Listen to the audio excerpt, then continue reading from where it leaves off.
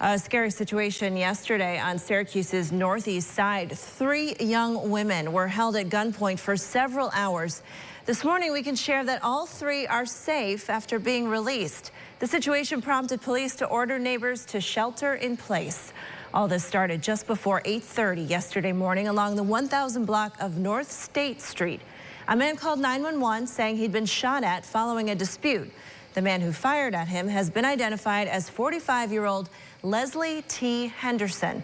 Police say Henderson ran into a nearby apartment just across from Countywide Appliance and Adirondack Furniture. A heavy police presence with SWAT teams and officers armed with sniper rifles responded. Around 11:30, officers negotiated the release of a 14-year-old. Then, about 2 hours later, a second 14-year-old was also safely released.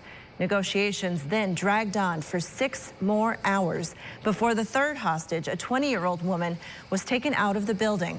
Henderson has been detained, and we expect to learn additional details later this morning. But here's Syracuse Police Chief Joe Cecil talking about the requests that Henderson made. One of the things he asked for in the evening, I had gone home and he asked for me to come back to the scene. I actually know him from my days on the street years ago in the 80s.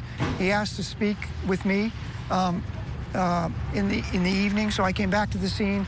I did at first a video just to let him know that I was on scene here and willing to talk to him face to face if he was willing to release the third hostage and come down.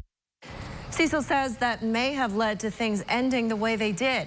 The weapon that was used, a handgun, was recovered, and Henderson will likely face several felony and weapons charges.